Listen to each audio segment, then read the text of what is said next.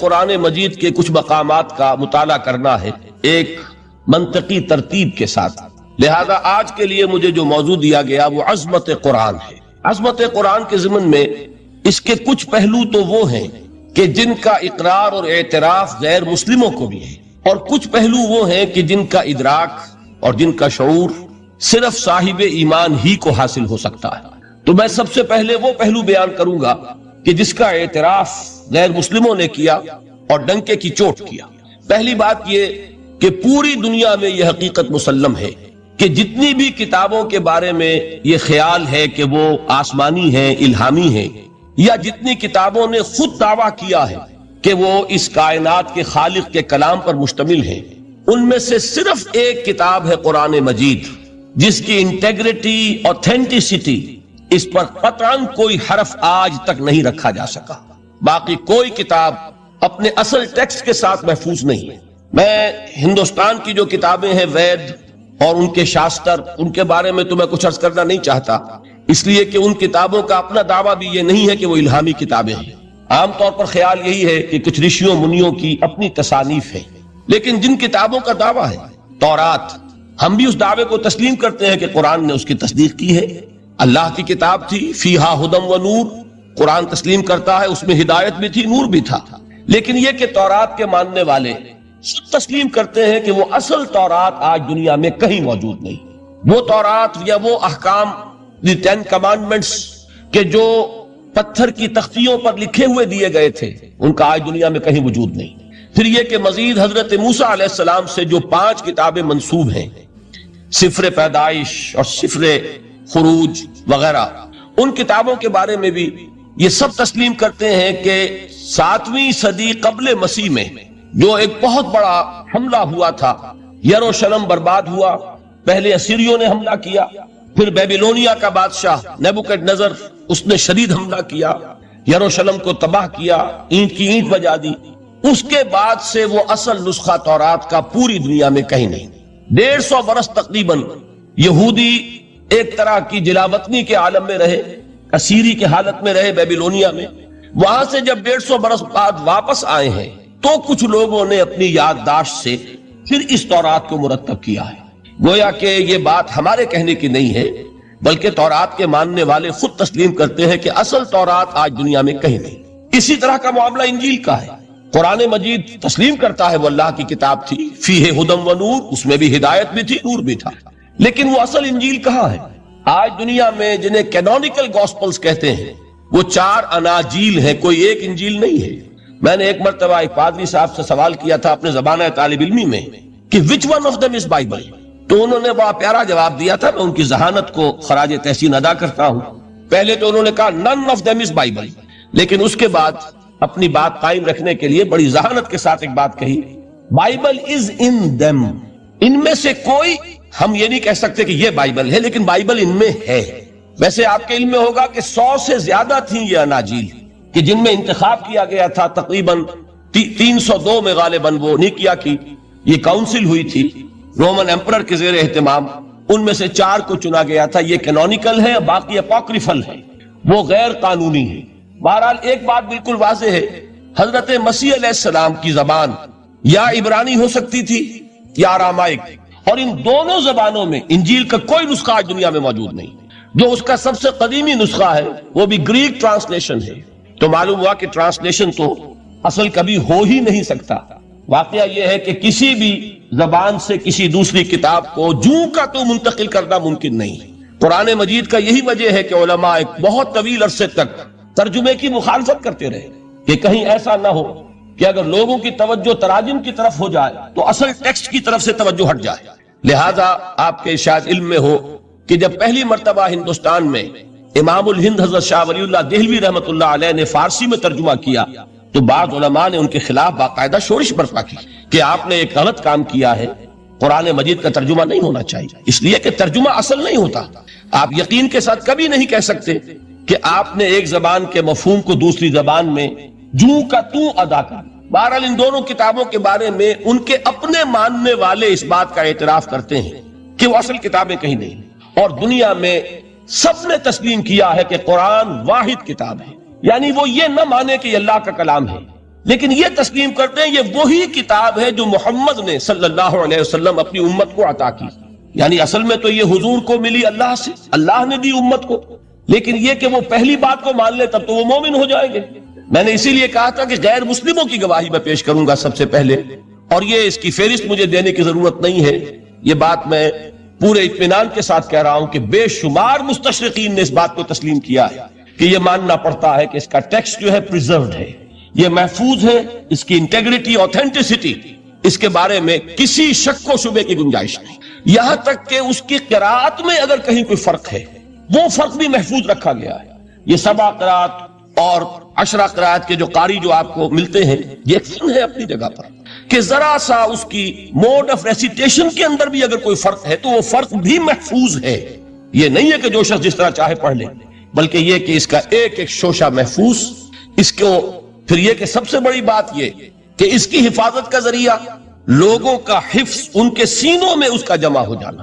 خود نبی اکرم صلی اللہ علیہ وسلم سے اللہ تعالیٰ نے فرمایا تھا کہ لا تحرک بہ لسانک لتعجل بہ ان علینا جمعہ وقرآنہ فاذا قرأناہ فاتبع قرآنہ ثم ان علینا بیانہ. اے نبی آپ اپنے اوپر مشقت نہ لیجئے، اس کتاب کو یاد کرنے کے لیے اپنی زبان کو تیزی سے حرکت مت دیجئے، ہمارے ذمے ہے اسے آپ کے سینے میں محفوظ کر دینا، پھر جب ہم تمہیں پڑھوائیں تو اسی ترتیب سے پڑھنا.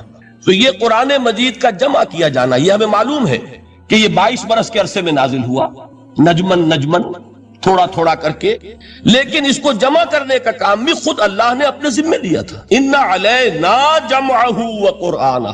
یہ بات آ گئی ہے تو میں عرض کر دوں ہمارے ذہنوں میں ایک مغالطہ ہے، اور اس مغالطے کی وجہ سے دشمنوں کو فائدہ پہنچتا ہے. ہمارے ہاں عام طور پر چونکہ قافیہ ملانے کی کوشش ہوتی ہے تو جمعہ کے خطبات میں حضرت عثمان رضی اللہ تعالیٰ عنہ کے نام کے ساتھ کہہ دیا جاتا ہے جامع آیات القرآن.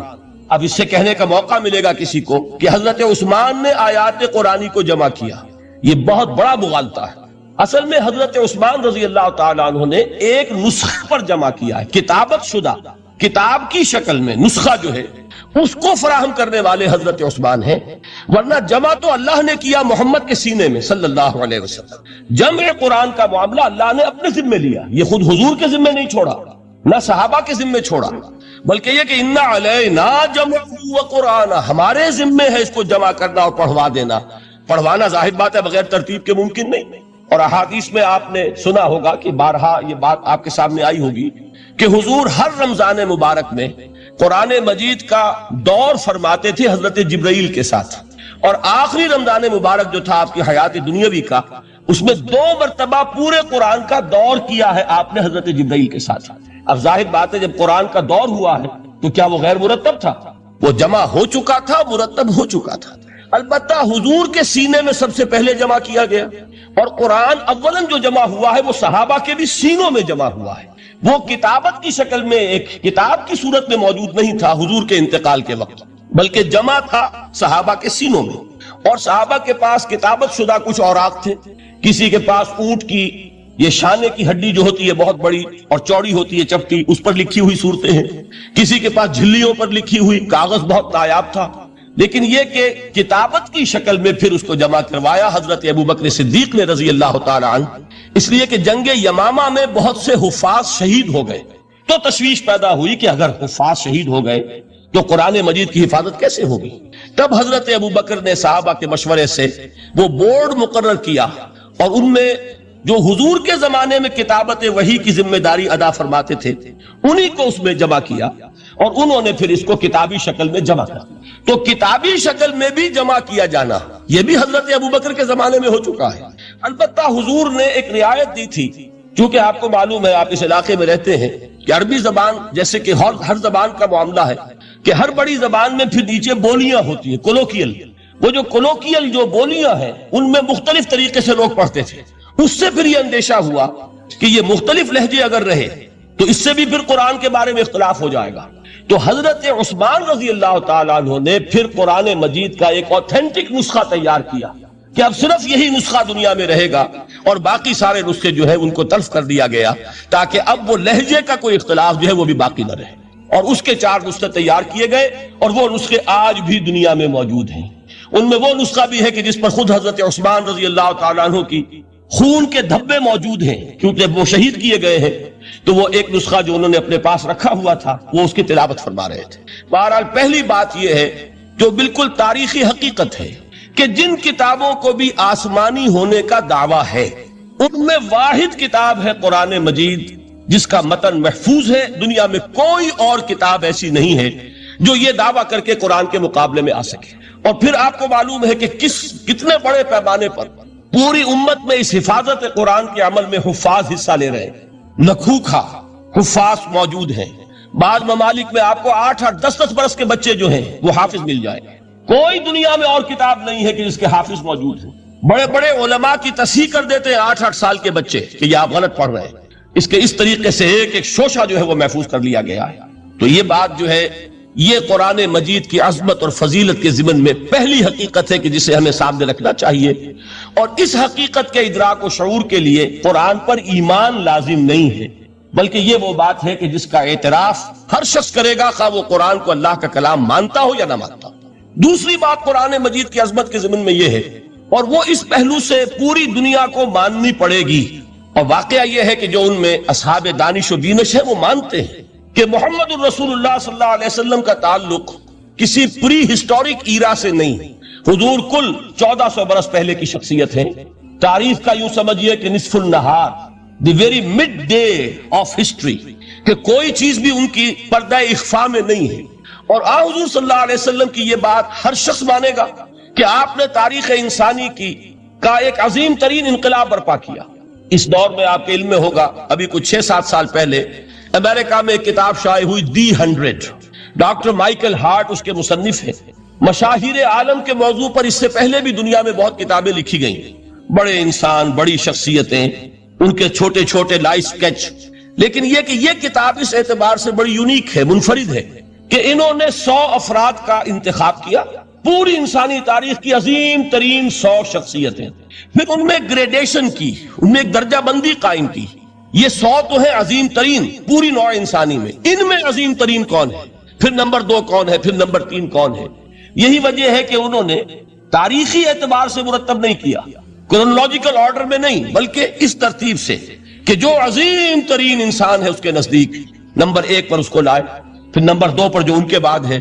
اور آپ کے علم میں یہ بات ہوگی کہ وہ ڈاکٹر مائیکل ہارٹ دی 100 میں نمبر 1 پر لائے محمد الرسول اللہ صلی اللہ علیہ وسلم، اور انہوں نے یہ کہا کہ بہت سے لوگ میری اس تصنیف میں نمبر 1 پر محمد کا ذکر دیکھ کر صلی اللہ علیہ وسلم حیران ہوں گے، اس لیے کہ ظاہر ہے وہ مسلمان نہیں ہیں، وہ تو عیسائی ہیں، تاحال بھی عیسائی ہیں۔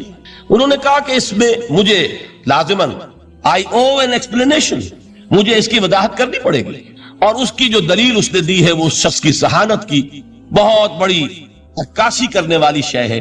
کہتے ہیں this is because he is the only person، یہ the only کو انڈرلائن کر لیجئے اپنے ذہن میں، واحد شخصیت ہے پوری نسل انسانی کی، supremely successful in both the religious and the secular fields، کہ زندگی کے یہ 2 خانے جو آج کے انسان نے اپنے ذہن میں قائم کر لیے ہیں، ایک خانے کو وہ کہتے ہیں یہ مذہبی خانہ، یہ انفرادی ہے، عقائد ہیں، عبادات ہیں، کچھ سوشل کسٹمز ہیں، اگر کوئی فوت ہو جائے گا تو کیا کریں گے، اسے دفن کریں گے، جلائیں گے، کیا کریں گے، پیدائش ہے اسے سیلیبریٹ کس طرح کریں گے، یہ سوشل کسٹمز ہیں۔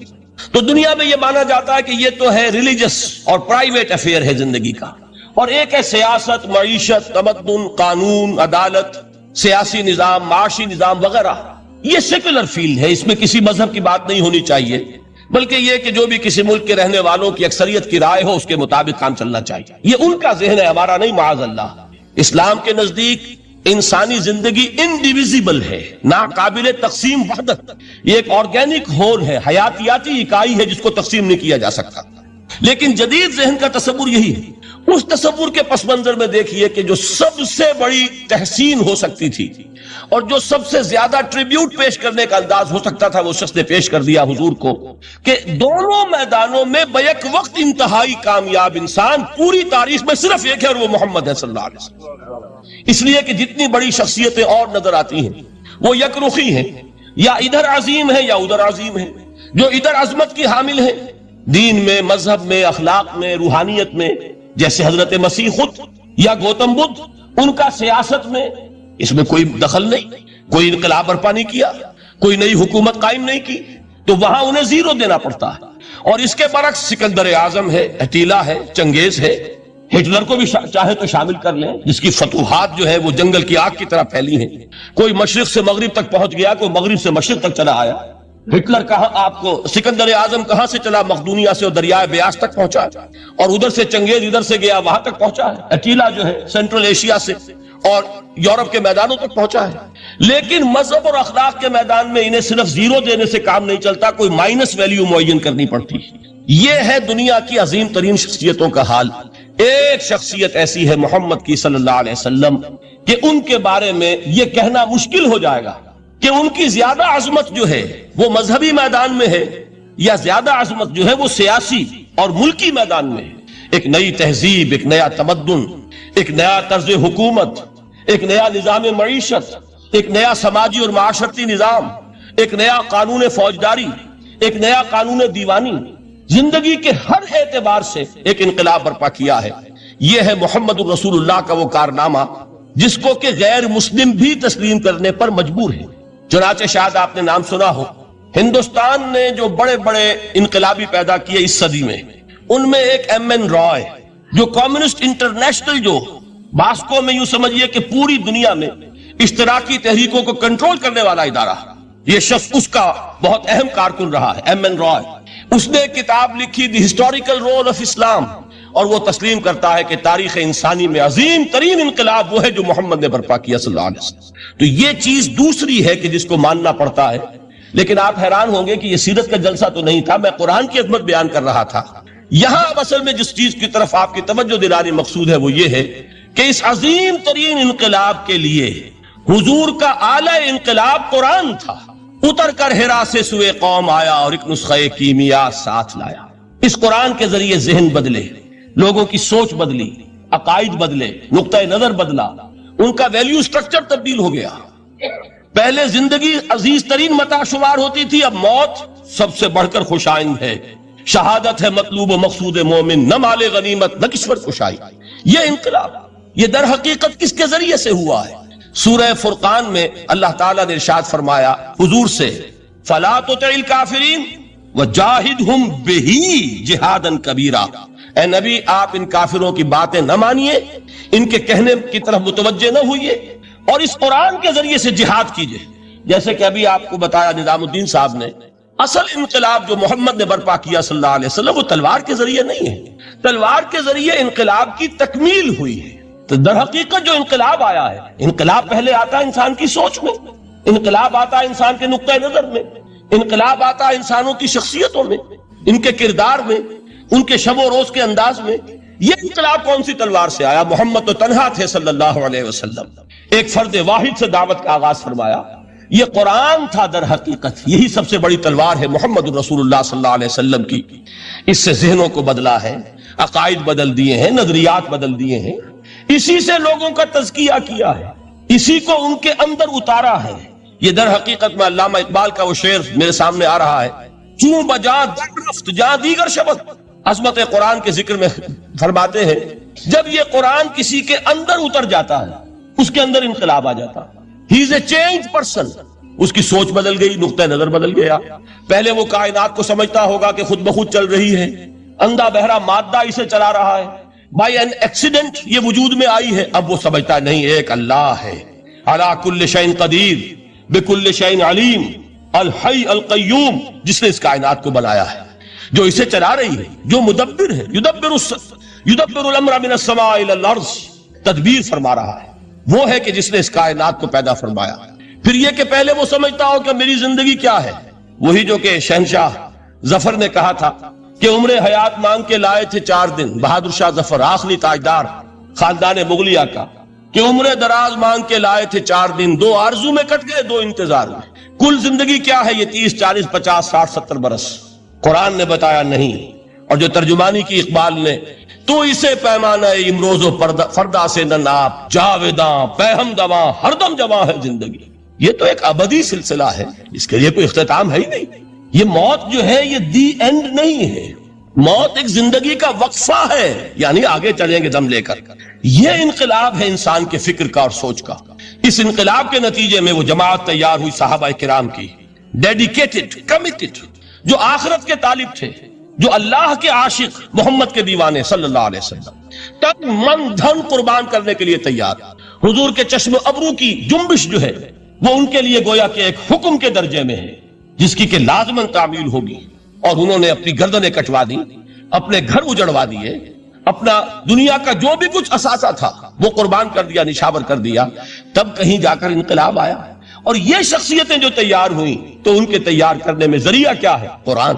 یہی وجہ دیکھیے، نوٹ کیجئے، اسی بات کو دوسرے پیرائے میں عرض کر رہا ہوں کہ تاریخ انبیاء کے ضمن میں بھی ایک بڑی عجیب حقیقت سامنے آئے گی۔ حضرت موسیٰ علیہ السلام کے معجزات دو بہت مشہور ہیں، عصائے موسیٰ اور ید بیضاء۔ ویسے قرآن مجید نے 7 مزید گنوائے ہیں، 9 آیات بینات، 9 بڑے کھلے کھلے معجزے جو فرعون اور آل فرعون کو دکھائے گئے۔ پھر آپ کو معلوم ہے کہ اسی عصا کی ضرب سے سمندر کا پھٹ جانا، اسی عصا کی ضرب سے ایک چٹان سے 12 چشموں کا پھوٹ بہنا، اور پھر یہ کہ من و سلوہ کا نزول ہے، اور غمام ہے صحرا کے اندر جہاں کوئی چیز سائے کے لیے نہیں ہے، ان کے اوپر ابر کا سایہ کیا جا رہا ہے۔ یہ سارے معجزے آپ کو نظر آ رہے ہیں۔ اسی طریقے سے حضرت مسیح علیہ السلام، کیسے کیسے معجزے، مردہ کو کہا قم باذن اللہ اور کھڑا ہو گیا، گارے سے بنایا ایک پرندے کی شکل اور اس میں پھونک ماری اور اڑتا ہوا پرندہ ہو گیا۔ یعنی یہ کہ احیاء موتا اور خلق حیات یہ آخری معجزے ہو سکتے ہیں، اس لیے کہ یہ خالص اللہ تعالیٰ کے افعال ہیں۔ لیکن ذرا اس کانٹیکسٹ میں دیکھیے محمد کا معجزہ کیا ہے صلی اللہ علیہ وسلم۔ قرآن مجید جن لوگوں نے پڑھا ہے اور سمجھ کر پڑھا ہے، ترجموں سے پڑھا ہے، یا ویسے وہ عربی زبان سے واقف ہیں، ان کو معلوم ہے کہ قرآن بار بار کہتا ہے محمد کا معجزہ۔ یوں تو بے شمار واقعات ہوں گے، لیکن اصل معجزہ صرف اور صرف قرآن ہے۔ اسی کو پیش کیا گیا کہ یہی ہے، آؤ مقابلہ کر لو۔ اصل میں معجزہ کہتے کسے؟ معجزہ کے معنی عاجز کر دینے والی شے۔ یوں تو اولیاء اللہ جو ہیں ہم ان کی کرامات کے قائل ہیں۔ اللہ تعالیٰ اپنے کسی نیک بندے کے مقام اور مرتبے کے اظہار کے لیے کسی وقت کوئی ایسی چیز ظاہر کر دے جو قانون طبیعی کے خلاف ہو، تو یہ کرامات اولیاء حق ہے۔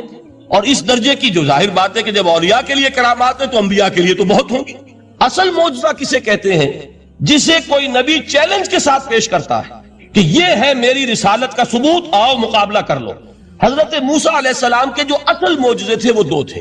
ایک عصا جس کا کہ مقابلہ کیا، آپ کو معلوم ہے کہ فرعون نے تمام جو جادوگر تھے پورے مملکت کے انہیں جمع کیا اور مقابلہ کیا۔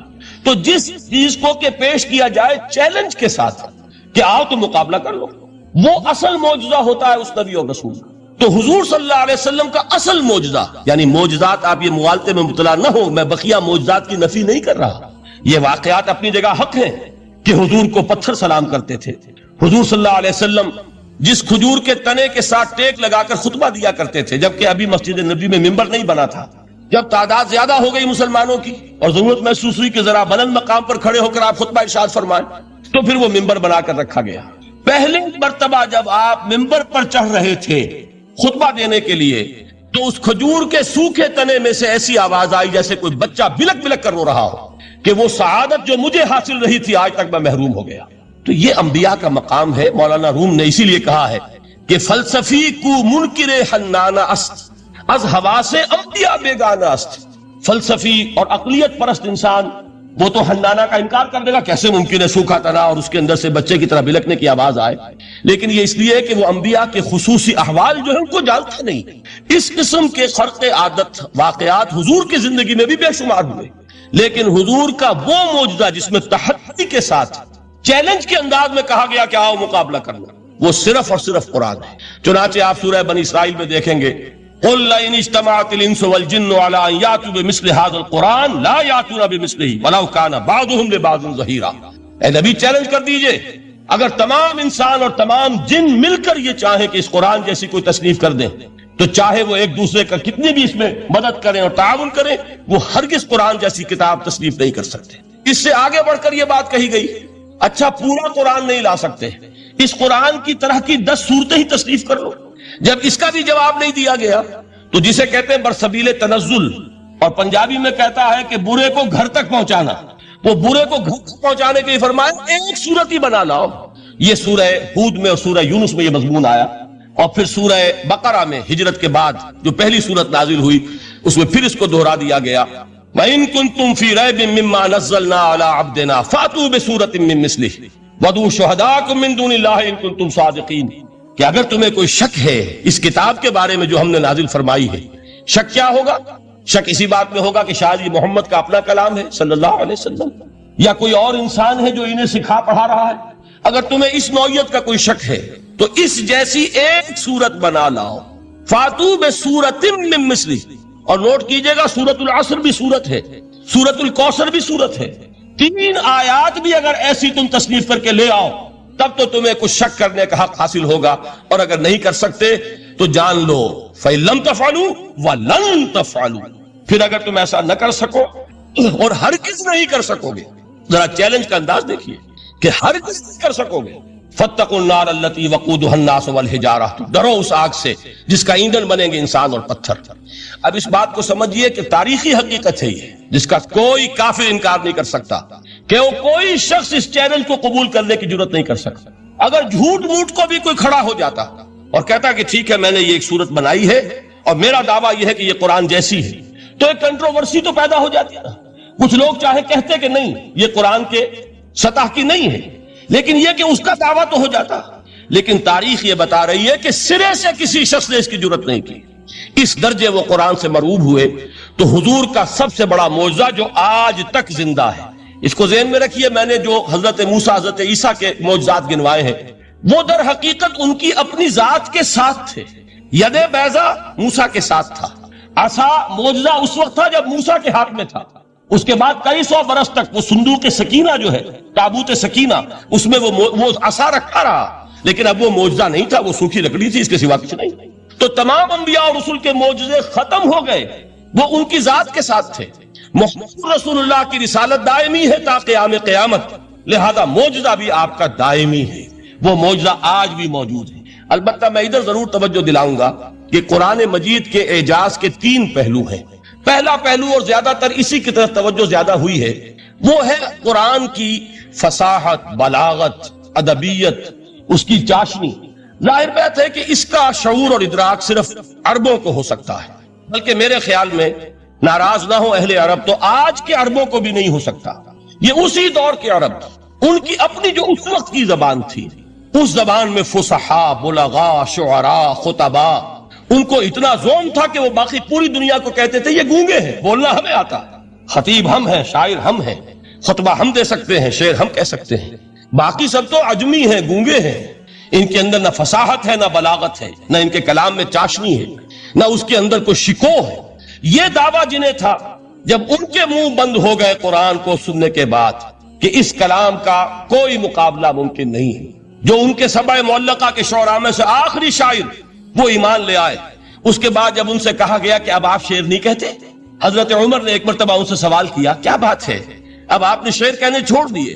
تو ان کا جواب یہ تھا اب بعد القرآن، کیا قرآن کے اندر بھی اس کا امکان ہے کہ کوئی شخص اپنی فصاحت اور بلاغت کا کوئی اظہار کرنا چاہے؟ یہ تو فصاحت اور بلاغت کی ایک معراج ہے کہ جس تک کہ اب کسی انسان کی رسائی ممکن نہیں۔ تو فصاحت اور بلاغت جو ہے قرآن کی اور اس کی ادبیت، در حقیقت اس کا ادراک تو ہو سکتا ہے صرف اہل زبان کو۔ ہم لوگ جو ترجموں سے پڑھتے ہیں، چاہے کتنی ہی گرامر پڑھ لیں، کتنی صرف و نحو پڑھ لیں، واقعہ یہ ہے کہ وہ جو ایک ہوتا ہے نفس پر جب انگلی آتی ہے تو جو ایک آپ کو فیل ہوتی ہے، وہ فیل ہم جو عجمی لوگ ہیں جن کی مادری زبان عربی نہیں ہے، وہ قرآن مجید کی فصاحت اور بلاغت کو اس طور سے نہیں سمجھ سکتے جیسے کہ اہل زبان سمجھ سکتے ہیں، اور خاص طور پر جیسے کہ اس زمانے کے اہل زبان نے سمجھا۔ آج چونکہ عربی زبان ویسے تو جو اس کی فصیح لینگویج ہے وہ جو کی تو اپنی اصل پر قائم ہے، اور وہ اسی قرآن کے طفیل اور قرآن کے صدقے قائم ہے، ورنہ دنیا میں کوئی دوسری زبان نہیں ہے کہ جو 1500 برس تک اتنی پیور رہ جائے، اس میں تبدیلی آتی۔ خود اردو جو ہے 300 برس کی اردو، دکن کی اردو، ذرا اس کو کبھی پڑھیے تو آپ حیران ہوں گے کہ یہ اردو زبان ہے اور آج کی اردو کوئی اور ہے۔ یہ صرف 200-250 برس کے اندر یہ انقلاب اردو میں ہو چکا ہے۔ عربی زبان 1500 برس سے وہ قائم ہے اپنے اسی جگہ پر، اور وہ صرف قرآن کا اعجاز اور قرآن کا صدقہ ہے، لیکن باقی جو اصل میں بولی جانے والی زبانیں ہیں وہ بہت بدل چکی ہیں۔ لہذا تمام اہل عرب کے لیے بھی اب قرآن کے اس پہلو کو صحیح طور پر سمجھنا ممکن نہیں ہے۔ قرآن کی جو اعجاز کے 2 پہلو ہیں، وہ ہے در حقیقت جو میری اور آپ کی توجہ کے خاص طور پر در حقیقت حقدار ہیں، اور ہمیں ان کی طرف توجہ کرنی چاہیے۔ بدقسمتی سے اس کی طرف عام طور پر علماء نے توجہ نہیں کی۔ اس کی صرف ادبیت ہی کا چرچا ہوتا ہے۔ اصل میں قرآن مجید انسانی کی معراج، فکر، فلسفہ، حکمت، قرآن کی ابدی حکمت، قرآن کا ابدی فلسفہ، قرآن انسانی مسائل کا جو حل دیتا ہے، قرآن نے سوشل سائنسز میں جس طریقے سے رہنمائی کی ہے، یہ دو پہلو ہیں اس کے اعجاز کے، جس کی کہ آج ہمیں ضرورت ہے کہ ہم اس کا شعور اور ادراک حاصل کریں۔ اس کے ضمن میں خاص طور پر علامہ اقبال کا نام لینا چاہتا ہوں۔ میرے نزدیک اس دور میں قرآن مجید کے اس اعجاز اور اس کے ایک معجزہ ہونے کے لیے سب سے بڑی دلیل علامہ اقبال کی شخصیت ہے۔ وجہ کیا ہے کہ علامہ اقبال علماء کے طبقے میں سے نہیں تھے۔ ظاہر بات ہے کہ جن کا پورا جو ہے جن کی زندگی گزرتی ہو قال اللہ و قال الرسول میں، ان کے دلوں میں عظمت قرآن کی، ان کے دلوں میں حضور کی محبت، یہ تو سمجھیے کہ ہونی ہی چاہیے، ان کے شب و روز اسی میں گزرتے ہیں۔ لیکن یہ کہ ایک ایسا شخص جس کی تعلیم ہے کالجوں کی، یونیورسٹیوں کی، جس نے مشرق اور مغرب کے فلسفے کھنگال ڈالے، وہ شخص، اور وہ بھی اس دور میں جبکہ ہم پر مغرب سے مروبیت بہت شدید تھی۔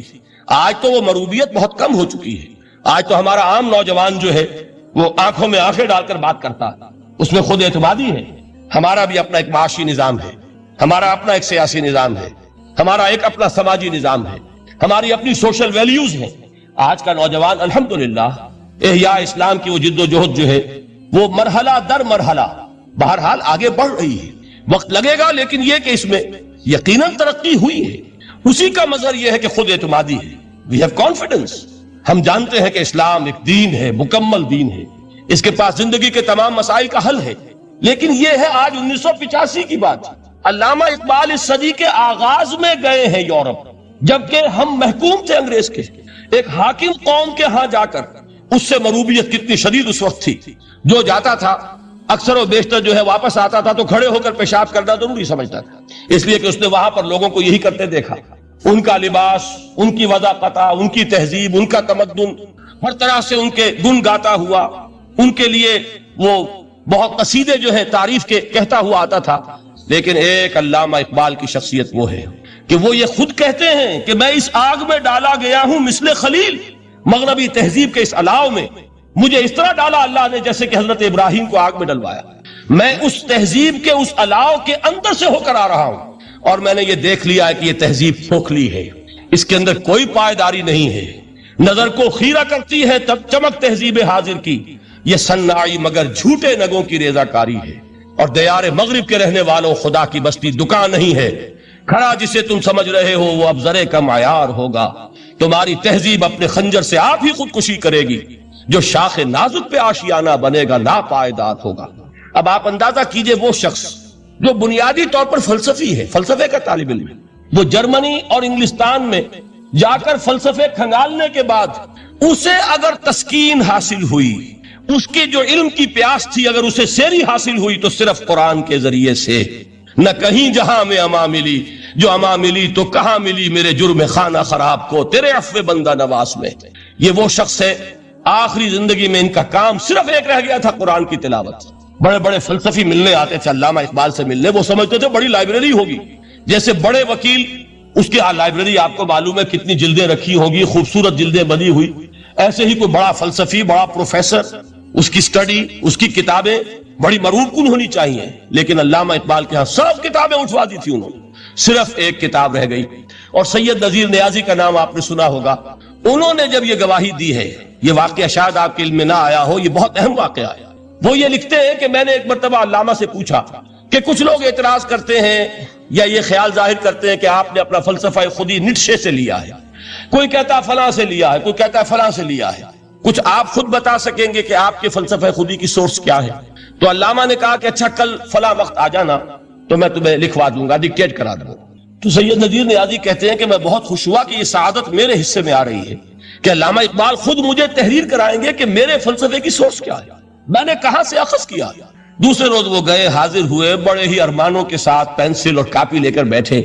علامہ نے فرمایا ذرا قرآن مجید نکال لاؤ۔ وہ قرآن مجید لائے ہوئے، یہ فلسفے کا سورس مجھے ڈکٹیٹ کرانے چلے تھے، یہ قرآن مجید کہہ رہے۔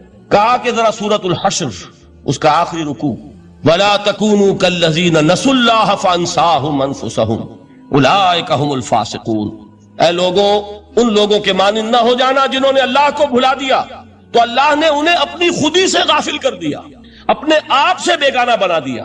یہی ہیں لوگ جو فاسق ہیں۔ علامہ نے کہا میرے فلسفے کی سورس یہ میں آپ کو بتانا چاہتا ہوں۔ اس معنی میں میں کہتا ہوں کہ اس دور میں علامہ اقبال کی شخصیت کو میں اعجاز قرآن کا سب سے بڑا مظہر سمجھتا ہوں۔ ایک شخص 20ویں صدی عیسوی کی شخصیت، اور پھر یہ کہ وہ کہیں مسجد اور کسی مدرسے کے ماحول میں پلا بڑھا نہیں ہے، بلکہ اسکولوں اور کالجوں میں اور یونیورسٹیوں میں، اور صرف ہندوستان میں نہیں، انگلستان اور جرمنی کی یونیورسٹیوں میں رہا، جس نے اپنا لوہا منوایا ہے۔ وہ شخص اگر یہ کہتا ہے کہ میرے لیے فکر کی بنیاد، میرے فلسفے کی سورس، میری تمام سوچ کی رہنمائی جو ہے وہ اس کتاب نے کی ہے، تو معلوم ہوا کہ واقعتاً یہ قرآن مجید آج بھی معجزہ ہے۔ یہ بات تو ہوئی فلسفے اور فکر کے اعتبار سے۔ دوسرا پہلو جو اپلائیڈ پہلو ہے، اس دور کے اعتبار سے وہ اہم تر ہو گیا ہے۔ انسان کے لیے جو پیچیدہ تمدنی مسائل ہیں، سیاسی مسائل کو کیسے حل کیا جائے، معاشی مسائل کا حل کیسے ہو، سماج میں توازن کیسے ہو، مرد اور عورت کے درمیان توازن کیسے ہو، ہوتا کیا ہے یا عورت بھیڑ بکری کی طرح کی ملکیت بن جاتی ہے۔ ہمارے ہاں اردو میں جو اس کا محاورہ ہے کہ جوتی کی نوک، یہ اس کی حیثیت ہو جائے گی، یا دوسری طرف عورت کلوپیٹرا بن کر قوموں کی قسمتوں سے کھیلے گی۔ دنیا میں یہ دو انتہائیں ہوئی، کہاں نقطہ عدل کہاں ہے، کیسے بیلنس جو ہے اسٹرائک کیا جائے، مردوں کے حقوق اور فرائض اور خواتین کے حقوق اور فرائض، اس میں صحیح ترین ایکویشن ہے کیا؟ اسی طریقے سے فرد اور اجتماع، فرد اور ریاست، یا تو یہ کہ انسان کی انفرادی آزادی اتنی جا رہی ہے، مادر پدر آزاد، جس کا مظہر یہ ہے کہ آج انگلستان میں 2 مرد بھی میاں اور بیوی کی حیثیت سے رہ سکتے ہیں، قانون تسلیم کرے گا ہسبینڈ اینڈ وائف، ان کو وہی حقوق حاصل ہوں، یہ ہے وہ آزادی۔ اور یا پھر یہ ہے کہ جو روس میں ہے یا دوسرے ممالک میں ہے کہ آزادی بالکل ختم، اور معلوم ہوا کہ ٹوٹلیٹیرین سوسائٹی ہے، مستبدانہ نظام، ان کے درمیان نقطہ عدل کہاں ہے؟ اسی طرح سرمایہ اور محنت، اگر ذرا سا سرمایہ کو چھوٹ ملتی ہے، وہ مزدور کا خون چوستا ہے اور اس کا حق اس کو نہیں دیتا۔ اقبال نے بہت خوبصورت انداز میں کہا ہے کہ خواجہ از خون رگے مزدور سازد لال ناب، از جفائے دہ خدایاں کشت دہ کا نا خراب۔ انقلاب انقلاب انقلاب، ایک طرف سرمایہ دار ہے جو مزدور کی رگوں میں سے خون نچوڑ کر سرخ شراب کا پیمانہ لے کر بیٹھا ہوا ہے، وہ در حقیقت مزدور کا خون ہے جو پی رہا ہے۔ ایک طرف وہ زمیندار اور جاگیردار ہے جو کاشتکار کا خون جو ہے چوس رہا ہے۔ تو یہ یا تو یہ انتہا ہے، اور یا یہ ہے کہ اگر ذرا آپ مزدور کو یا اس کارکن کو تھوڑا تحفظ دیجئے تو وہ کام نہیں کرتا۔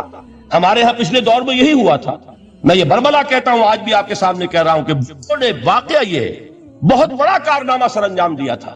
اس نے مزدور کو ایک سیلف ریسپیکٹ دی تھی، کاشتکار کو اپنی عزت کا احساس دیا تھا کہ میں بھی انسان ہوں، میرے بھی حقوق ہیں، لیکن نتیجہ اس کا نیگیٹو نکلا، مزدور نے کام کرنا چھوڑ دیا، معیشت کی گاڑی ختم ہو گئی۔ وہ چیز کہ جو متوازن ہو، جس میں مزدور کو اس کا حق مل رہا ہو اور پسینہ خشک ہونے سے پہلے اس کی جائز مزدوری اس کو مل گئی ہو، جس میں کہ انسان کسی سرمایہ دار کی رعیت بن کر نہ رہ جائے۔ دوسری طرف یہ کہ سرمایہ کے لیے بھی جو اس کا صحیح ہے کہ اس کو انسینٹیو ملے، وہ میدان میں آئے، اس کے اندر رسک لینے کے جو ہے وہ صلاحیت پیدا ہو۔ ان دونوں چیزوں کو کیسے متوازن کیا جائے؟ واقعہ یہ ہے کہ یہ ہے وہ پیچیدہ مسائل جن کا حل قرآن میں ہے۔ ہماری قسمتی کیا ہے کہ ہم نے خود ان چیزوں کے لیے دوسروں کے سامنے جھولی پساری ہوئی، ہم دوسروں سے بھیک مانگ رہے ہیں۔ ہمارا حال کیا ہوا تھا اس صدی کے شروع میں؟ مصطفیٰ کمال پاشا نے جب ترکی میں اسلام کے آئلی قوانین بھی منسوخ کیے، نوٹ کیجئے اس کو، یہ اسی صدی کے وہ صدمے ہیں جو ہم نے اٹھائے ہوئے ہیں۔ اور گاہے گاہے باز خواہی قصہ پاری نہ رہا، تازہ خواہی داشتن گر داغ ہائے سی نہ رہا۔ اس صدی میں کیا نہیں ہوا؟ عربوں کی ریوولٹ ترکوں کے خلاف، ان کے پیٹھ میں جو خنجر گھونپا، اور ایک انگریز، ایک کرنل لارنس کی وہ ساری شرارت، اس کے نتیجے میں ایک عظیم مملکت عثمانیہ، سلطنت عثمانیہ، دی گریٹ آٹومان امپائر، اس کے چیتڑے اڑ گئے۔ اور اس کے بعد وعدے کیے تھے عربوں سے کہ ہم تمہیں حکومت دیں گے، ہوا کیا کہ ان کے چھوٹے چھوٹے ٹکڑے کیے اور تقسیم کر لیے۔ مغربی سامراج کا دور شروع ہو گیا۔ اس کا ایک رد عمل مصطفیٰ کمال پر اس درجے شدید ہوا، اس نے ہر چیز جس کا تعلق عربوں سے تھا اس کو ختم کر دیا، ملک بدر کر دیا۔ عربی میں اذان نہیں ہوگی، عربی میں نماز نہیں پڑھی جائے گی، اور اسی کے ضمن میں یہاں تک گیا کہ فیملی لاز بھی، رومن لاز جو ہے وہ نافذ کیے۔ تو یورپ کے اخبارات نے اس وقت یہ طنز کیا تھا مسلمانوں پر، یہ مسلمان عجیب قوم ہے، کہتے یہ ہے کہ ہمارے پاس دنیا کا بہترین ضابطہ ہے، بہترین قانون ہے، ہمارے قانون سے بہتر کسی کا قانون نہیں، اور حال یہ ہے کہ فیملی لاز کے لیے بھی یہ ہم سے بھیک مانگ رہے ہیں، ہم سے وہ قوانین لے کر اپنے ہاں نافذ کر رہے ہیں۔ آج بدقسمتی سے اکثر و بیشتر مسلمان ممالک کا حال یہی ہے، آج ہم ان سے بھیک مانگ رہے ہیں، کہیں جمہوریت کی بھیک ہے، کہیں سوشلزم کی بھیک ہے، کہیں کسی اور سماجی نظام کی بھیک ہے، کہیں مرد اور عورت کی کامل مساوات کا ایک نظریہ ہے، شانہ بشانہ چلنے والا فلسفہ ہے، جو خالص مغرب کی تہذیب کی ایک بھیک ہے جو مانگی جا رہی ہے۔ کاش کہ آج قرآن کے اس اصل اعجاز کی طرف، جو اس کا اصل معجزہ اس دور کے لیے، میں نے عرض کیا کہ اعجاز قرآنی کا وہ معجزہ کہ وہ فصاحت اور بلاغت کی معراج ہے، وہ یا تو اپریشیٹ کر سکتے اہل عرب، اور اہل عرب میں سے بھی حقیقت میں وہ جو قدیم جاہلی شاعری کے جاننے والے ہیں جو بہت کم رہ گئے اب، وہ جان سکتے ہیں کہ جب قرآن نازل ہوا تو کیوں زبانیں گنگ ہو گئی تھیں، کیوں کوئی ایک شخص جھوٹ موٹ کو بھی مدعی بن کر نہیں آ سکا کہ یہ میں نے قرآن کی جیسی ایک کتاب یا قرآن جیسی ایک سورت یا قرآن کی طرح کے چند جملے میں نے موضوع کر دیے ہیں۔ لیکن دوسرا پہلو ہے فکر اور فلسفہ، اس کے اعتبار سے جس کا سب سے بڑا ثبوت اس دور میں علامہ اقبال، اور تیسرا پہلو ہے Islamic social sciences, political science, economics, sociology, اس میں جو کچھ قرآن نے دیا ہے، جو آج بھی انسان کی رہنمائی کے لیے بہترین نظام ہے، اس نظام کو ہم سمجھے، اسے دنیا کے سامنے پیش کریں، تب در حقیقت قرآن مجید کا اعجاز سامنے آئے گا۔ یہ دو پہلو تو میں نے وہ عرض کیے ہیں کہ جو کسی غیر مسلم کو بھی نظر آئیں گے، قرآن کا پریزروڈ ہونا، اس کی انٹیگریٹی، اوتھینٹسٹی، یہ چیزیں وہ ہے کہ جو سب نے مانی۔ قرآن کے ذریعے تاریخ انسانی کا عظیم ترین انقلاب برپا ہونا، یہ وہ بات ہے کہ جو کسی اندھے کو بھی دیکھنی پڑتی ہے، اس حقیقت کا اعتراف دشمن کو بھی کرنا پڑتا۔ میں یاد دلا دوں آپ کو، ایچ جی ویلز، آپ نے نام سنا ہوگا، سائنٹیفک فکشن میں اس کا بڑا اونچا مقام ہے، لیکن اس نے تاریخ نسل انسانی پر بھی دو کتابیں لکھی، a short history of the world اور a concise history of the world. Concise history of the world میں وہ شخص حضور کے ذکر پر جب آتا ہے، تو میں صرف ذکر کر رہا ہوں، نقل کفر نہ باشد، اس نے حضور کی شخصیت پر بڑے رقیق حملے کیے ہیں، بڑے گھٹیا حملے کیے ہیں۔ حضور کی خاص طور پر تعدد ازدواج کا جو معاملہ ہے، یہ کڑوی گولی ان کے حلق سے اتر نہیں سکتی، اس لیے کہ ان کا آئیڈیل ہے حضرت مسیح اور حضرت یحییٰ، جان دی بیپٹسٹ اینڈ جیسس آف نازارت۔ ان دونوں نے ایک شادی بھی نہیں کی، تجرد کی زندگی بسر کی، لہذا ایک شادی بھی ان کے نزدیک گھٹیا فعل ہے۔ تو حضور نے تو کی ہیں 11 شادیاں، 11 نکاح آپ کے ہیں۔ یہ جو کڑوی گولی ہے یہ ان کے حلق سے نیچے نہیں اترتی، اس لیے میں انہیں معذور سمجھتا ہوں۔ تو اس نے اس پہلو سے تو بڑے حملے کیے، لیکن خطبہ حجۃ الوداع کے وہ جملے جو ہے تاریخی، پورے کے پورے اس نے کوٹ کیے، لا فضل لعربی علی عجمی ولا لعجمی علی عربی ولا لاحمر علی اسود ولا لاسود علی احمر الا بالتقوی کلکم بنو آدم وآدم من تراب۔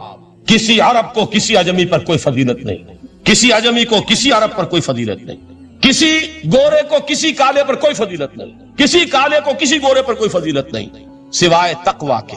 تم سب کے سب آدم کی اولاد ہو اور آدم مٹی سے بنائے گئے۔ یہ الفاظ لکھ کر کہتا ہے کہ جہاں تک human fraternity, equality and freedom, تین الفاظ نوٹ کیجئے، انسانی حریت، انسانی مساوات، انسانی اخوت، کہتا ہے جہاں تک ان تین چیزوں کے واز ہیں، سرمنس کا تعلق ہے، وہ تو دنیا میں پہلے بھی بہت کہے گئے۔